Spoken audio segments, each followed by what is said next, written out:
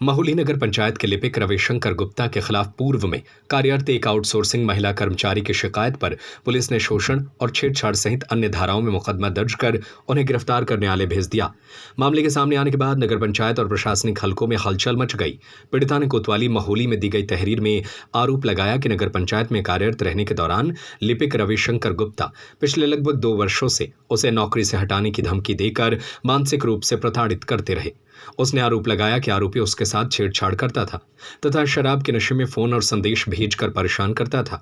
Inspector ने बताया कि पीड़िता की तहरीर के आधार पर मुकदमा दर्ज किया गया है।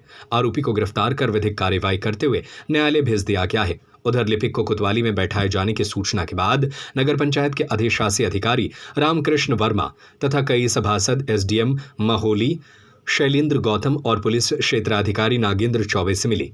उन्होंने पूरे प्रकरण की जानकारी देते हुए निष्पक्ष एवं तथ्यों के आधार पर जांच कराने की मांग की। प्रशासनिक अधिकारियों ने दोनों पक्षों की बात सुनने के बाद भरोसा दिलाया कि जांच पूरी निष्पक्षता और उपलब्ध साक्ष्यों के आधार पर की जाएगी। फिलहाल पुलिस मामले की विवेचना कर रही है और अंतिम निष्कर्ष जांच पूरी होने के बाद ही सामने आएगा। साहब और सीओ साहब से इस संबंध में मुलाकात हुई थी। हमारे रविशंकर गुप्ता जो लिपिक थे तो उनको कल बुलाया गया था थाने।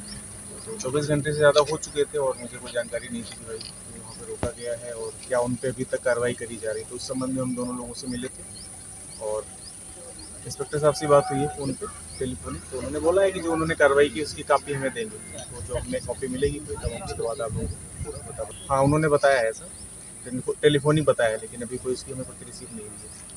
एसडीएम महोदय ने सीओ साहब से बात करी थी और उनसे भी पूछा है, इंस्पेक्टर साहब से। तो उन्होंने जो यही बताया कि जो विधिक कार्रवाई होगी वो करी जाएगी और जो भी दोषी होगा